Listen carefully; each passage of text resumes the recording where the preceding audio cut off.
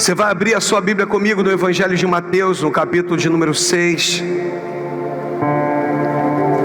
no versículo de número 10.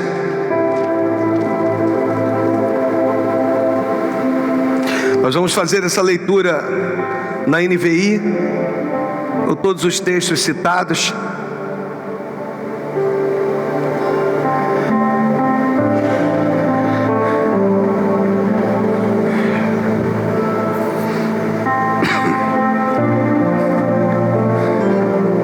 Nós estamos falando esses domingos sobre a cultura do céu. E que o Papai do Céu possa te pegar aí na tua casa. Nós vamos ficar só com esse versículo.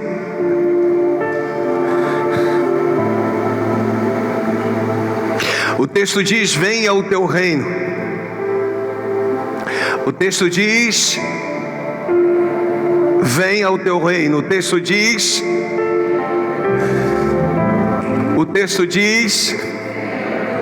oh Deus, venha o teu reino. Você está aí na sua casa, está assistindo a gente, diz assim: venha o teu reino. Venha o teu reino, venha o teu reino. Oh, venha o teu reino. Que venha o teu reino. Venha o teu reino, Senhor. Fica à vontade aqui, Deus. Fica à vontade aqui, Senhor. É o que eu te peço no nome de Jesus. E que venha o teu reino. Se você crê, diga amém. E amém.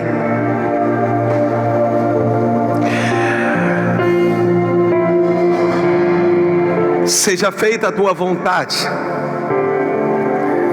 assim na terra como no céu. Se ficássemos só com a primeira parte, até o ponto e vírgula do texto, venha o teu reino, já seria de grande valia. Venha o teu reino. Só que há um acréscimo: seja feita a tua vontade, assim na terra como no céu. Se nós olharmos o Gênesis, lá no livro da criação, no seu capítulo 1 e no seu versículo de número 1, nesse texto tem um baita de um ensinamento para nós, porque Deus, no princípio, Ele criou os céus e a terra. Primeiro Ele cria os céus e depois Ele cria a terra. E o objetivo dele é mostrar à terra de que tudo que ela necessitasse viria dos céus. Eu costumo dizer que às vezes você tem nas suas mãos uma boa semente e que você coloca os seus pés num bom solo, mas se o Senhor não fizer chover, não te adianta ter uma boa semente e pisar sobre um bom solo. Então solo e semente são coisas da terra. Chuva são coisas do céu. Entenda que existe algumas coisas que são naturais. Existem algumas coisas que Deus não fará por você. Vou te dar um exemplo aqui na minha introdução. A Bíblia fala sobre pelo menos 2 sepulcros. No Evangelho de João, no capítulo 11, nós não vamos projetar. A partir do verso número 40, vai falar sobre os sepulcros de Lázaro. E Jesus dá uma ordem dizendo assim: tirai a pedra. Isso mexe, porque afinal de contas Ele não é Deus. Não é 100% homem, 100% Deus. Ele não virou para Pedro e disse: Pedro, se eu quiser, eu rogarei ao meu Pai. Ou se eu quisesse, eu rogaria ao meu Pai que está no céu, e meu Pai que está no céu me enviaria legiões de anjos para me defender. Afinal de contas, por que Ele não deu uma ordem para que os anjos removessem a pedra? Porque existem alguns fatores humanos que Deus não fará por mim nem por você. Porque existem algumas coisas que Deus sabe que só você poderá fazer, e que você tem condições para fazer. Então existe uma pedra de um sepulcro, que para aquilo que está morto do lado de dentro torne a viver, você vai precisar remover. E o segundo sepulcro é o sepulcro lá no Evangelho de Mateus, no capítulo 28, que nós também não vamos projetar, você vai ler na sua casa, aonde a Bíblia diz que ali era o sepulcro de Cristo, e os governantes vão lá e colocam guardas para tomar conta, para que ninguém entrasse naquele sepulcro e roubasse o corpo de Jesus, dizendo então, dando uma desculpa que ele havia ressuscitado. E os guardas ali estavam para guardar a pedra na entrada do sepulcro, até que um anjo desce do céu, remove a pedra e se assenta sobre ela.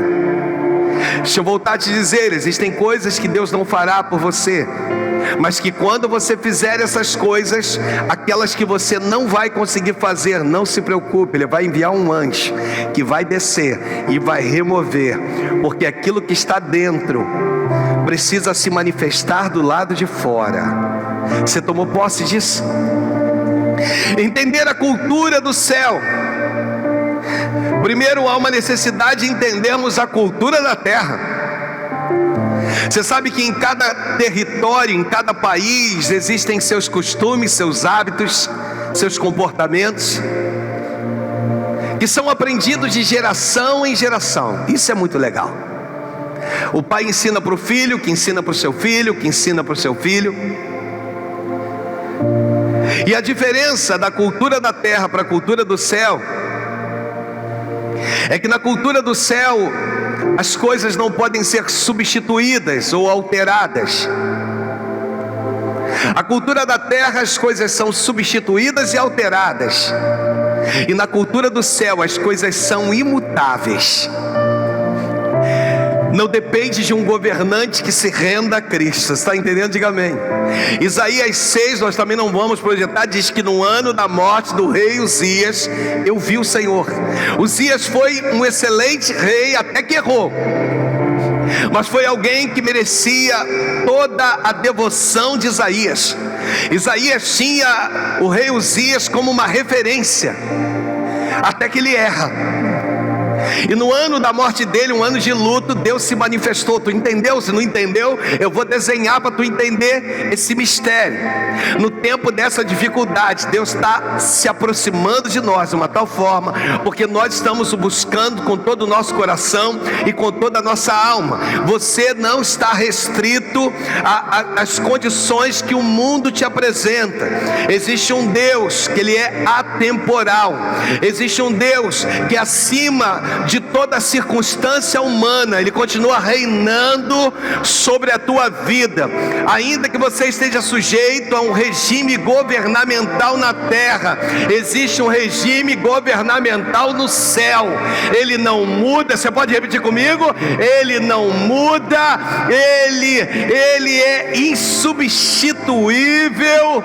Ele é alguém, ele não pode ser substituído. Melhorou, né? Ele é alguém que domina todas as coisas. Então é isso que nós temos que aprender a respeito da cultura da terra e da cultura do céu. O Evangelho de Lucas, no capítulo 17, no versículo de número 20, Jesus começa a implementar, a colocar algumas coisas a respeito disso. O texto diz assim: certa vez, tendo sido interrogado pelos fariseus sobre quando viria o reino de Deus, Jesus respondeu: o reino de Deus não vem do modo visível. Versículo 21, o texto diz: nem se dirá, aqui está ele, ou lá está, porque o reino de Deus está entre vocês. Jesus já começa a manifestar o reino, ele já começa a ensinar.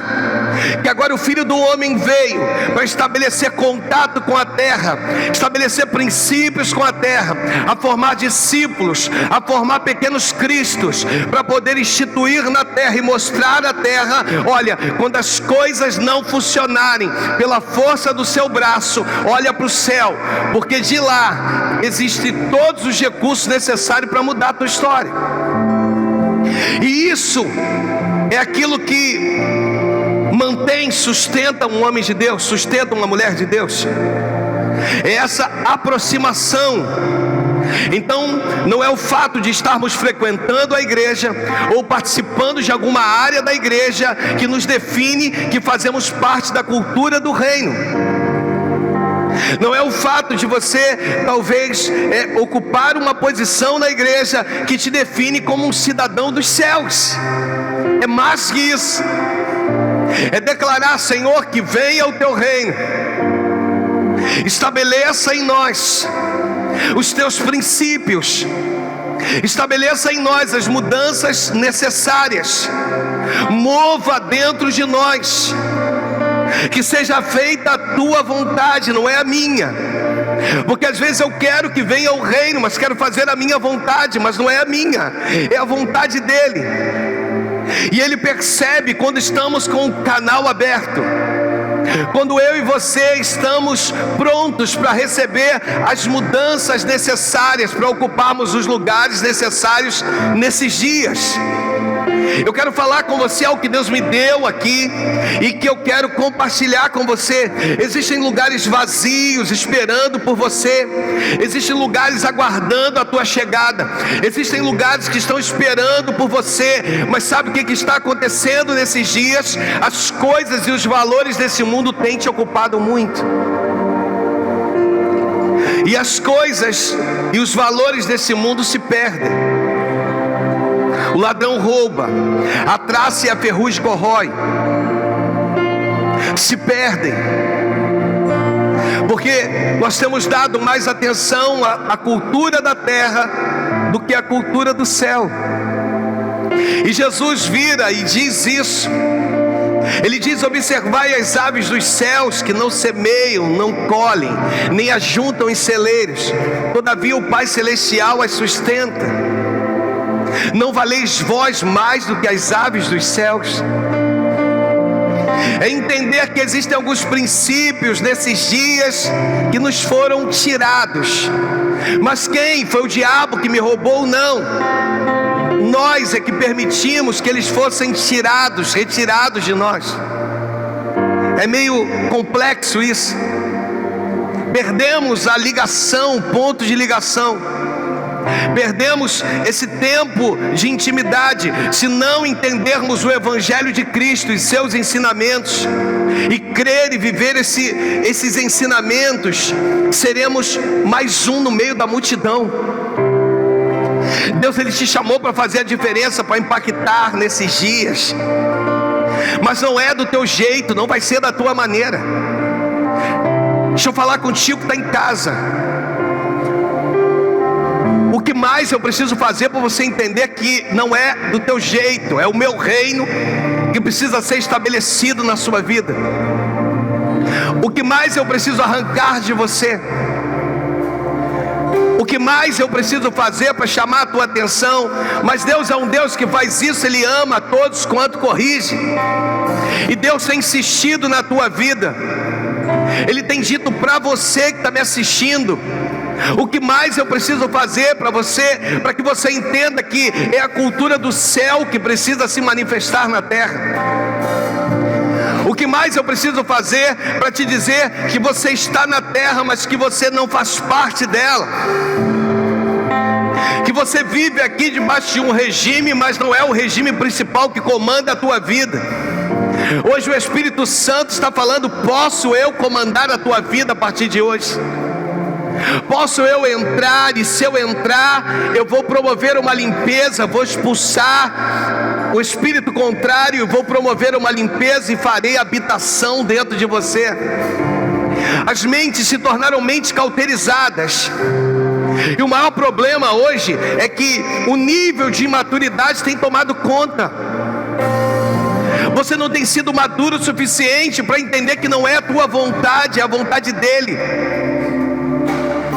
Você não tem sido maduro ou madura o suficiente para compreender que se ainda há fôlego de vida em você, é que a qualquer momento Deus pode mudar esse quadro, Deus pode transformar essa situação. Não é tempo de desistir, não é tempo de chutar o balde.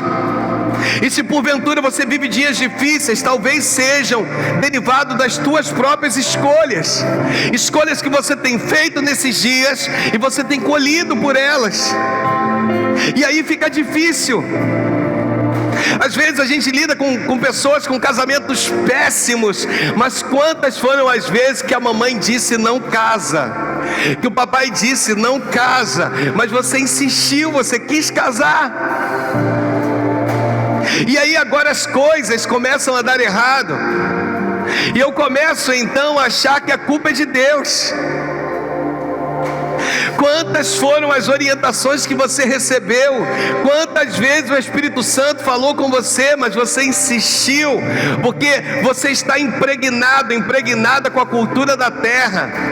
Hoje à noite, irmãos, de entendermos o salmista, no Salmo de número 51, depois que ele peca com Batseba, depois de tudo aquilo, todo aquele desastre da perda do filho, de tudo aquilo, ele faz uma confissão de arrependimento no Salmo 51. Ele diz: compadece de mim, ó Deus, segundo a tua benignidade e segundo a multidão das tuas misericórdias. Aí ele vai dizer assim: apaga as minhas transgressões. Ele diz: lava-me completamente da minha iniquidade e purifica-me do meu pecado. Ele está dizendo: Deus, lava-me. Eu quero te dizer que essa é a noite que Deus quer te lavar. Essa é a noite que Deus quer arrancar de você as impurezas, sabe? Deus quer arrancar de você as raízes que a terra criou dentro de você. Você está enraizado, você está tomado pela cultura da terra. Por isso que Deus, quando quer fazer isso, quando quer fazer Ezequiel entender isso, lá no capítulo 8, Deus pega Ezequiel no capítulo de número 8, pode projetar para a gente no seu verso número 1. Deus pega ele e remove ele, tira ele da sua estrutura. O texto diz que no sexto ano, no sexto mês, aos 5 dias do mês, estando eu assentado na minha casa e os anciãos de Judá sentados diante de mim, sucedeu que ali a mão do Senhor caiu sobre mim. Versículo 2 diz: eu olhei e eis uma figura como fogo, desde os seus lombos e daí para baixo era como fogo, e os seus lombos para cima como o resplendor do metal brilhante. O versículo 3 diz assim: estendeu dali uma semelhança de mão e tomou pelos cachos da cabeça e me levantou entre a terra e o céu. Deus muitas das vezes tem que fazer isso comigo e contigo. Ele precisa ir arrancando essa cultura da terra que agora enraizou em você e te aprisiona, e cada vez mais você pensa como alguém que é movido por emoções pensa. O medo começa a te assolar, a incerteza e a insegurança começa a te assolar, e você vai contra daquilo que é a fé, que é a certeza e a convicção, porque você está impregnado pela cultura da terra. A cultura do céu precisa vir sobre a tua vida, sabe, de um Deus inefável, um Deus imutável, um Deus que vem, um Deus que visita. Mas porque Ele não fez porque não era a hora de fazer, não fez porque não era propósito para fazer, não fez porque Ele prezou a tua vida, porque se Ele fizesse, você ia chorar mais à frente. Quer que eu desenhe para você? Você não está entendendo que o que você tem pedido a Deus não é propósito. Você não está entendendo que o que você tem pedido a Deus não é o momento. Você não está entendendo que a forma que você tem se apresentado diante de Deus, Ele já olhou para você e já viu que você não está pronto para receber. Eu tenho falado esses dias sobre isso. É tempo de descermos, irmãos. É tempo de descermos, é tempo de nos humilharmos debaixo da sua poderosa mão. Vem cá, quem tu pensa que tu é? pensa que, deixa eu repetir isso, quem tu pensa que tu é, melhor que outros, melhor que todo mundo. Não entendes tu que o céu precisa se manifestar?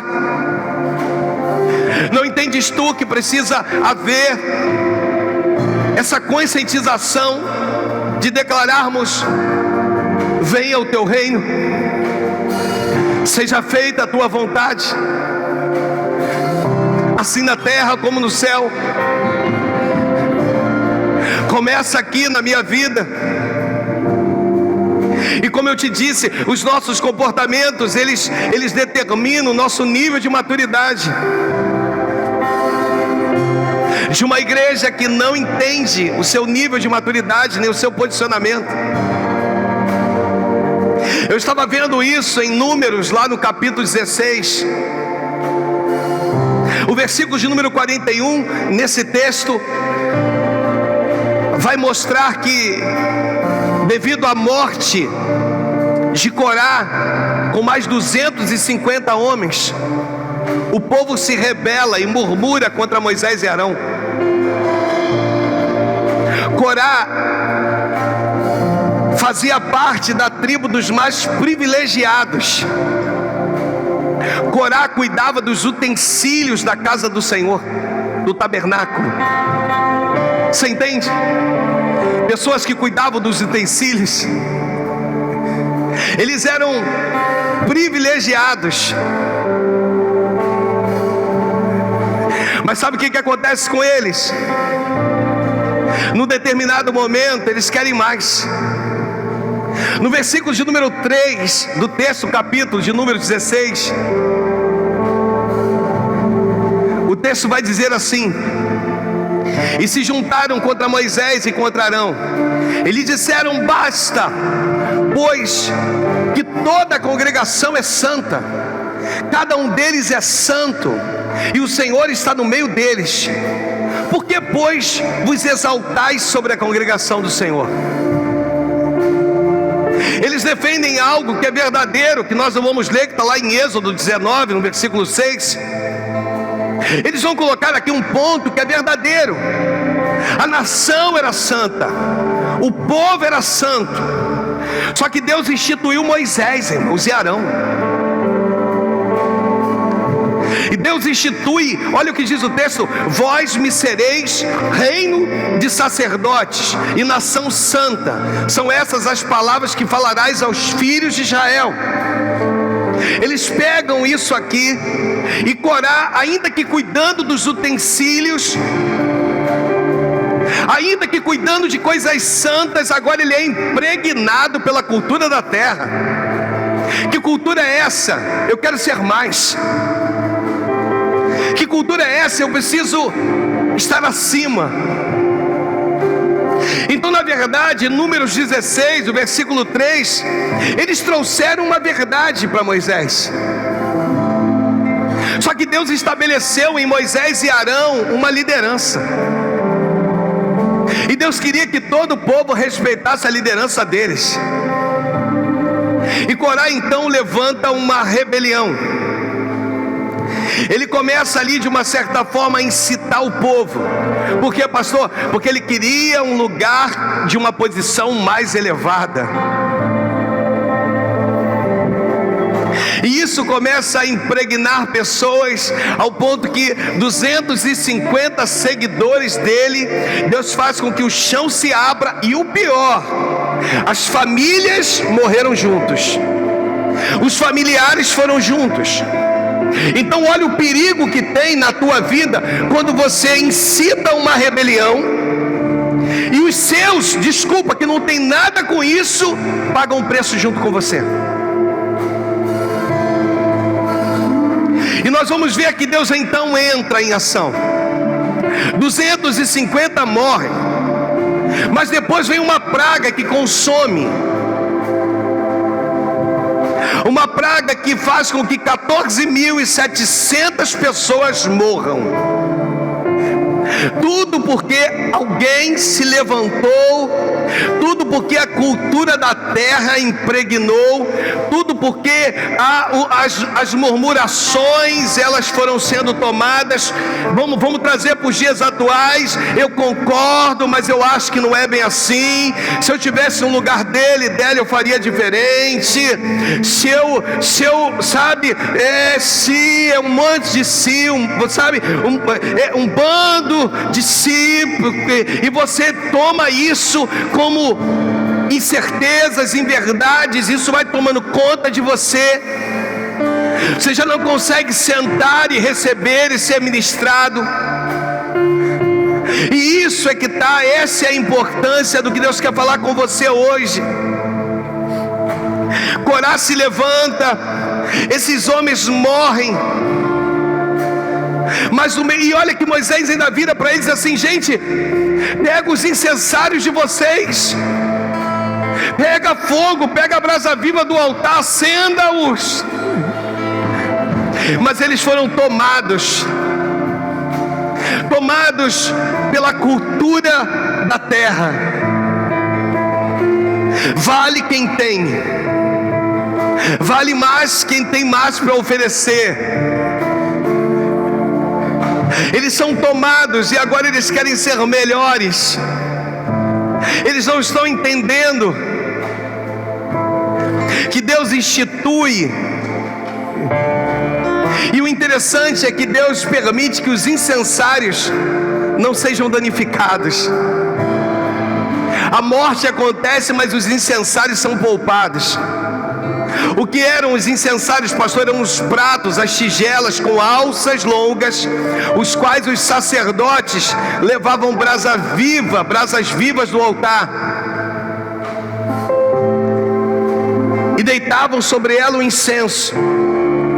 Quando havia o sacrifício de animais, eles deitavam incenso, e o cheiro se misturava.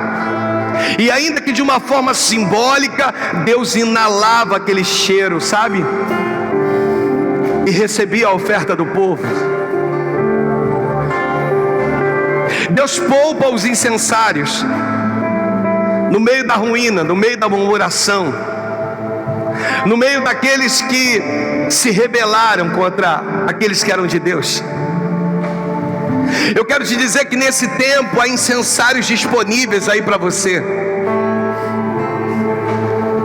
Há incensários disponíveis para a tua casa, para o teu lar, para a tua família. E você precisa entender isso. Aí no versículo de número 41, que nós estamos lendo, de Números, o texto diz assim: mas no dia seguinte, toda a congregação dos filhos de Israel murmurou contra Moisés e contra Arão, dizendo: vós matastes o povo do Senhor. Versículo 42, o texto diz: ajuntando-se o povo contra Moisés e Arão, virando-se para a tenda da congregação, eis que a nuvem a cobriu e a glória do Senhor apareceu. No versículo 43, o texto diz: vieram, pois, Moisés e Arão perante a terra da congregação. Então falou o Senhor a Moisés, dizendo: levantai-vos do meio desta congregação, e a consumirei no momento. Então farei se prostrar. Então se prostraram sobre o seu rosto. Segura um pouquinho aí.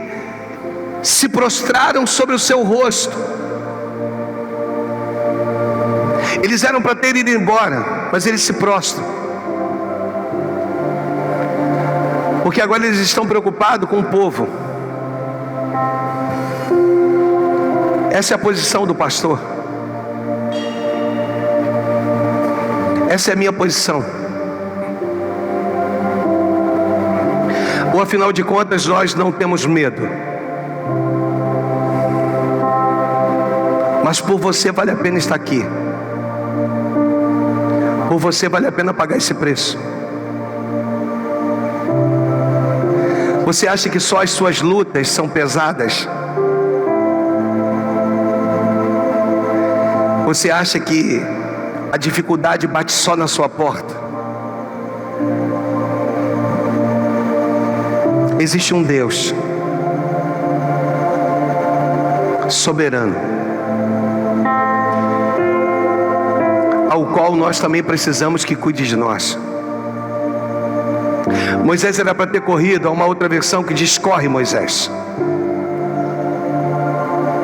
corre. E ele vai lá e se prostra. No versículo 46 o texto diz assim: disse Moisés a Arão: toma o teu incensário, põe nele fogo do altar, deita incenso sobre ele, e vai depressa à congregação e faz a expiação por eles, porque grande indignação saiu de diante do Senhor, já começou a praga. O versículo 47 diz assim: tomou o Arão como Moisés lhe falara, correu ao meio da congregação, eis que já a praga havia começado entre o povo, e ele deitou o incenso e nele fez a expiação pelo povo. 48, pôs-se em pé entre mortos e os vivos, e cessou a praga. Eu tenho falado esses dias que mais importante que a praga cesse no território brasileiro é fazer com que a praga cesse dentro da nossa própria casa, é fazer com que a praga cesse dentro da nossa própria igreja. Posso terminar? Te mostrando uma das coisas mais importantes que nos foi ensinada por Cristo, te mostrando um dos textos que eu aprendo com ele. Lucas, no capítulo 23, no seu versículo 34, e a gente termina.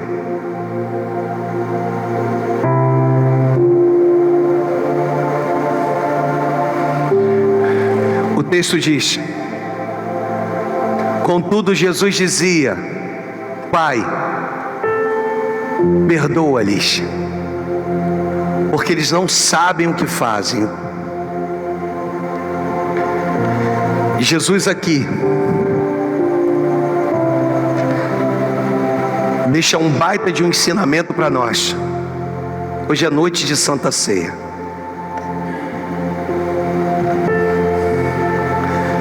Na cruz,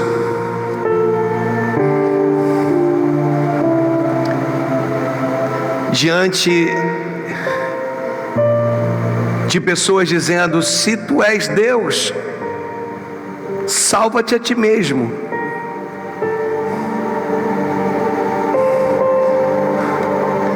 Ele deixou o melhor ensinamento dentre muitos.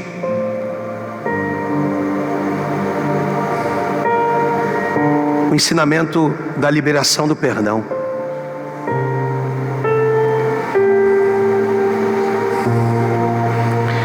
Venha o teu reino, seja feita, deixa nesse texto, seja feita a tua vontade, assim na terra como no céu. Quer estancar a praga da tua casa, da tua família? Quer estancar a hemorragia, o vírus? Perdoa.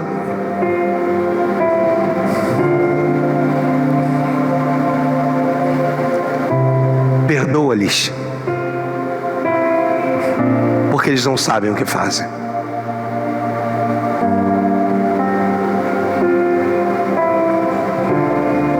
É quando a gente entende a cultura do céu de uma forma tão simples, vem cá, de uma forma tão simples e verdadeira, sendo ensinada pelo Mestre,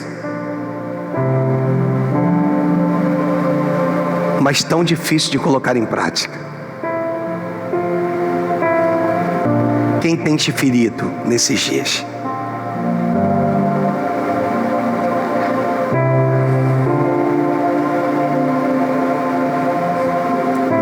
Você é capaz de perdoar de verdade.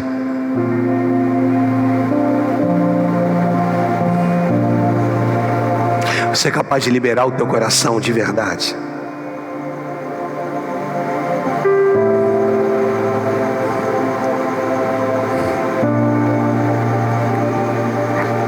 Se você é capaz, você está pronto para viver a cultura do céu.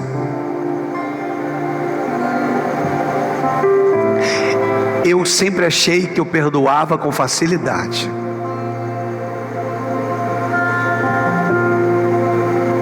Até que eu me vi numa situação que eu disse: Deus, passa de mim esse cálice. Era como se o Espírito Santo dissesse assim: mas você não disse que perdoava com facilidade?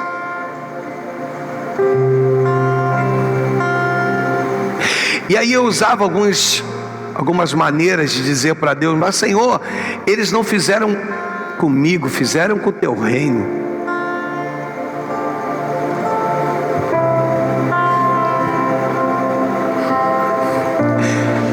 Então, se eles fizeram com o meu reino, para a vida deles já basta Lucas 23:34.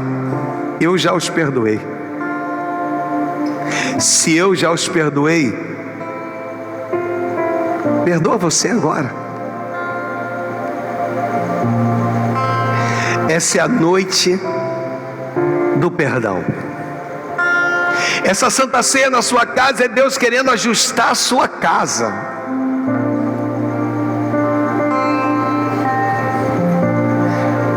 Essa Santa Ceia é Deus querendo entrar aí, e ter liberdade de poder acertar as coisas dentro de casa.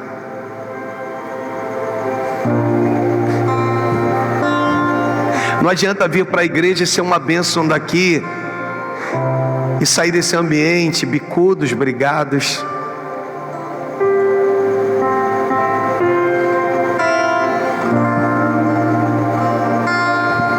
Perdoa-os. Eu quero que aí na sua casa você possa se preparar para isso. Pastor Marcos Vinícius, Pastor Elisângela vão estar se preparando aqui. Vão subir pelo altar, servir o altar.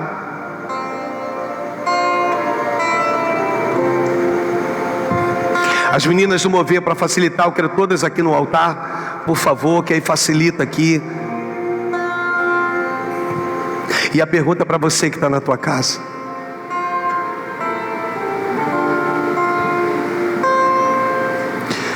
vamos acender o incensário no meio do povo? Vamos prostrar o nosso rosto? Vamos declarar como Davi disse: lava-me. Deus quer derramar de uma água agora e quer te lavar, por dentro e por fora.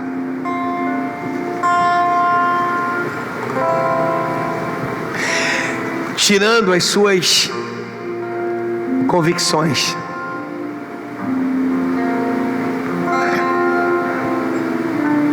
Mas eu achei que podia.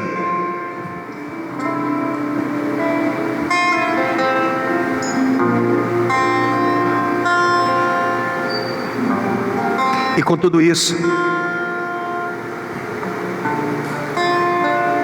virando para nós, sacerdotes, e dizendo: vocês não podem ser pastores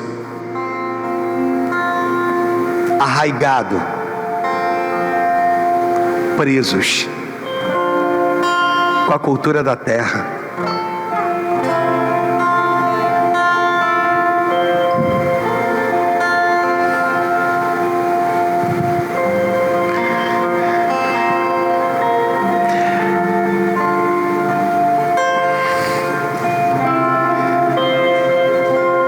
Isso não agrada a Deus. Perdoa-os, podem servir. E você aí na sua casa,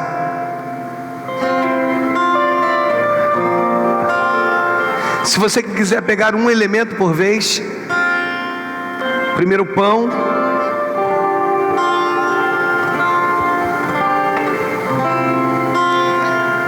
depois o suco de uva.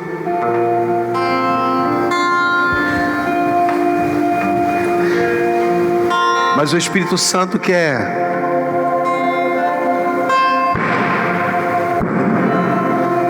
te trazer a esse entendimento.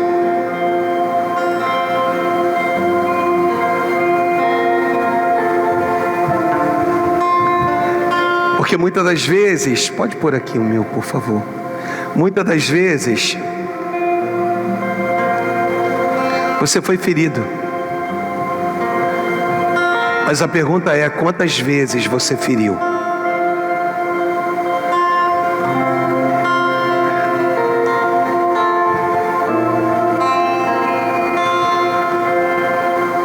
São 12 anos de pastor. Você tem, podem descer por aqui, tá? Você tem noção quantas ovelhas eu feri?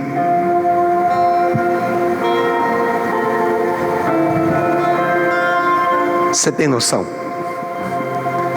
Quantas saíram do meu aprisco feridas? Porque eu feri.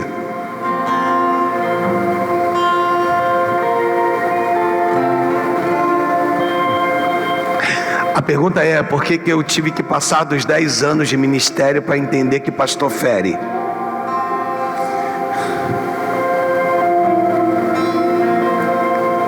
Então hoje eu não quero liberar perdão, eu quero te pedir perdão.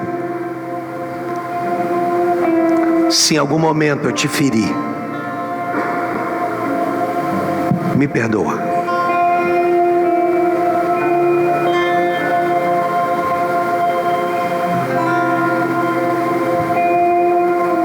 Isso não é só um fato de um gesto de humilhação diante de uma câmera e diante de algumas pessoas. Isso é o que o meu coração exala. Quero terminar falando da cultura do céu. Nós fomos chamados para exalar o bom perfume de Cristo.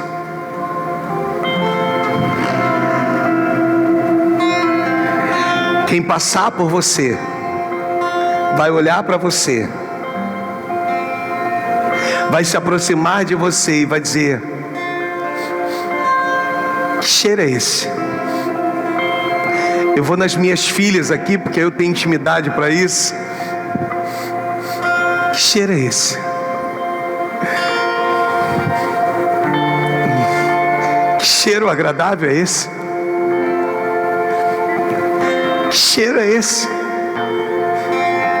Que quanto mais eu cheiro, mais me envolve.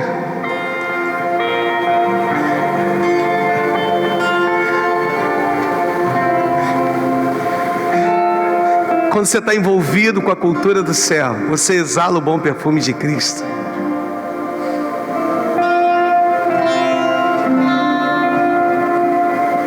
Santa Ceia do Senhor, a primeira online. Espero que a última.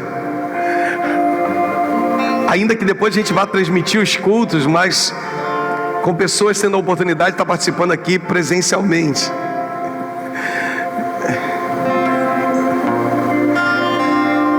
Porque na noite em que ele foi traído, tendo tomado o pão, tendo-o partido e tendo dado graças, disse: isso é o meu corpo que é dado por vós. Pelas minhas pisaduras vocês foram sarados, diz o Senhor.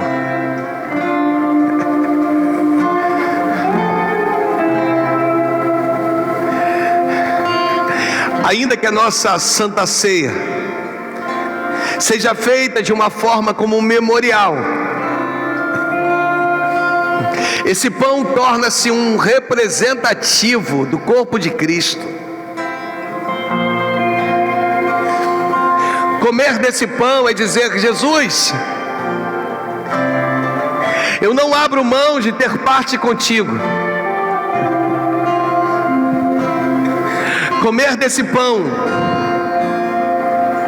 é a oportunidade de entendermos um Deus que trabalhará de dentro para fora. Deixa eu falar o que Deus está me tomando aqui para falar e eu estou me segurando.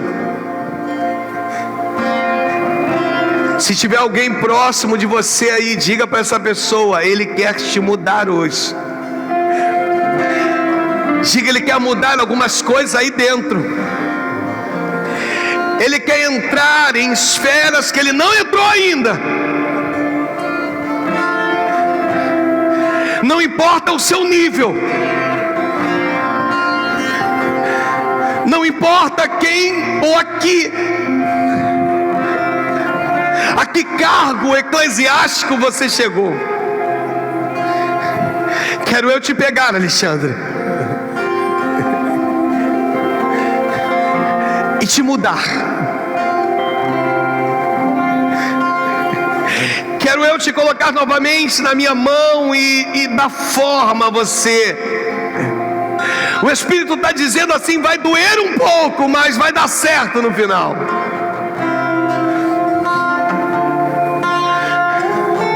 Na noite em que ele foi traído, tendo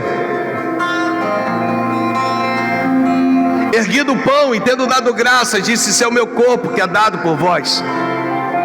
Fazei isso em memória de mim." Fazei isso em memória de mim. Deus está aqui, esse pão representativo do corpo de Cristo. Senhor, essa santa ceia, ela vai arrumar a casa de dentro para fora, Senhor. Ao comermos desse pão, o Senhor vai ter a liberdade de entrar, de agir e de fazer de forma simultânea. Comamos todos do pão, coma do pão, na sua casa, coma do pão. Mastigue bem esse pão. Coma do pão.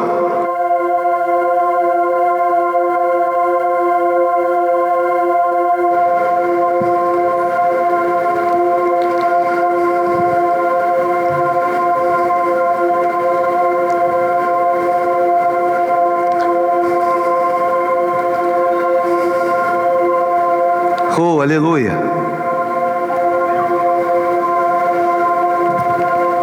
Diga aleluia.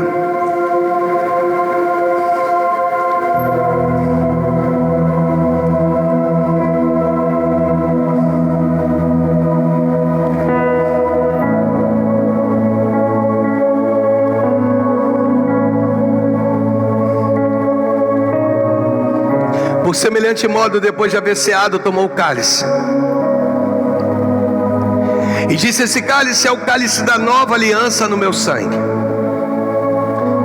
Aqui na sede eu ministro que no passado o povo evitava o pecado porque temia a Deus. Nós evitamos o passado porque amamos a Deus. É o cálice da nova aliança. Há alguns teólogos que vão afirmar que Judas Iscariotes participa do pão e não participa do suco de uva ou do vinho. Ele come do pão. Jesus vira para ele e diz assim: "Olha, vai lá agora e faz o que está no teu coração." Ele não participa de forma completa da ceia do Senhor. Há uma especulação sobre isso.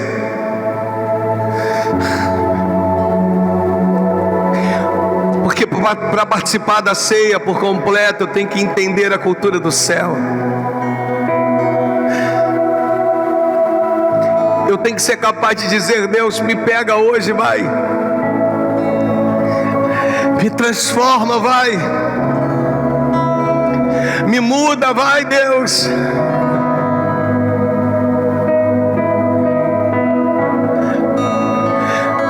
Diga isso para Deus na tua casa. Diga: "Deus, me pega hoje. Eu não quero ser o mesmo de ontem."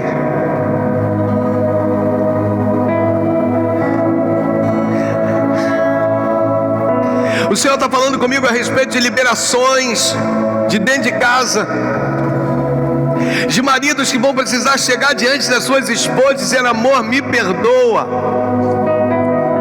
de esposas que vão precisar chegar diante dos seus maridos e dizer: amor, me perdoa. Estabelecendo a vontade do Pai, a cultura dos céus dentro da tua casa. É noite de perdão,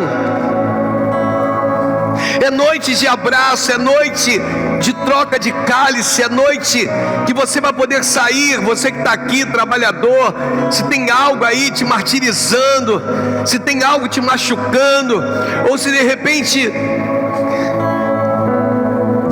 você não se deu conta, mas num determinado momento você machucou alguém, vá até essa pessoa,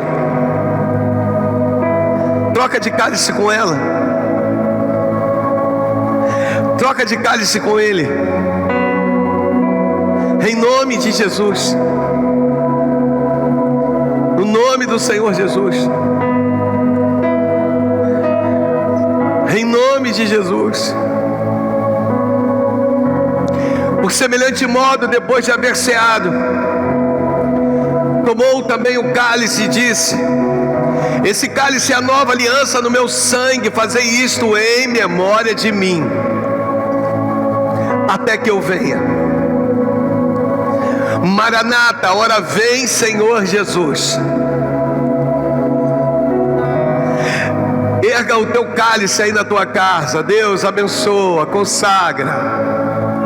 E ao bebermos desse cálice, Deus, que possamos declarar que estamos renovando a nossa aliança contigo, dentro da nossa casa.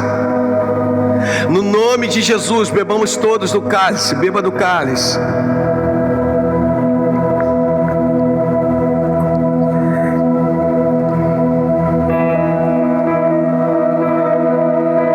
Glorifica a Deus aí no teu lugar.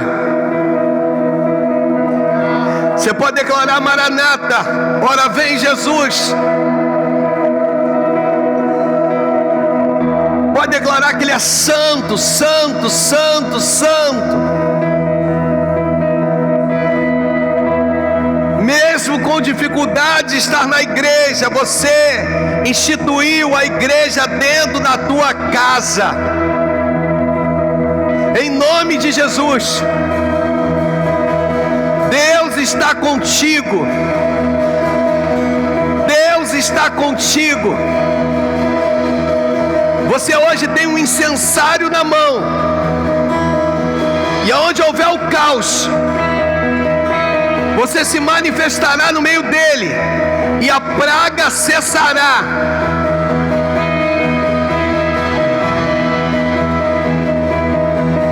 Em nome de Jesus. Pai nosso no céu, cante conosco. Santo é o teu nome, teu reino buscamos, tua vontade seja feita na terra como é no céu. Deixa o céu descer na terra como é no céu. Deixa o céu descer.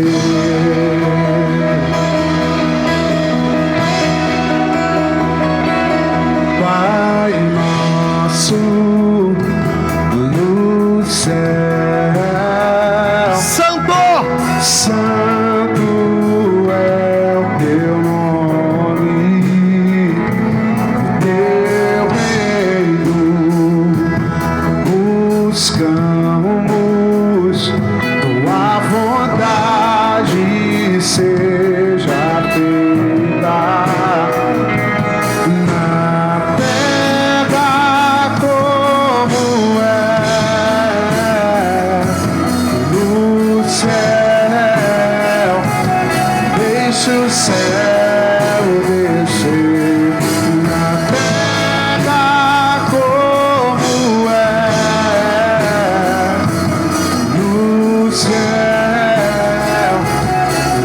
deixa o céu descer,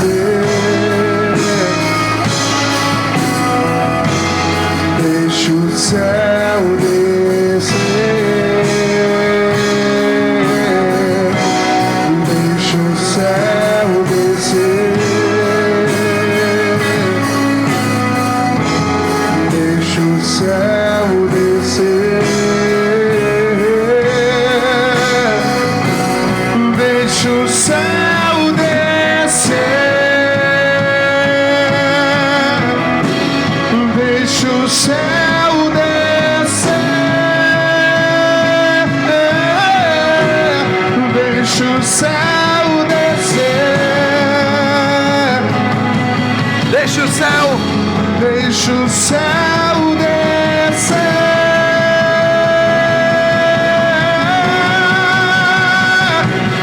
pois teu é o reino, teu é o poder e tua é a glória pra sempre. Amém.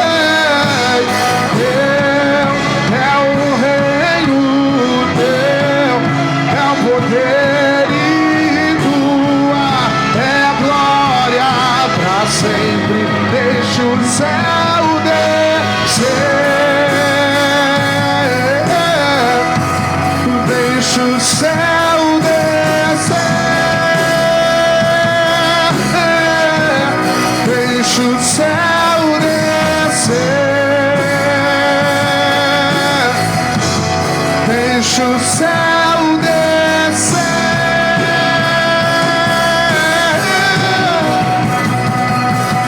pois teu é o reino, teu é o poder e tua é a glória pra sempre. Amém.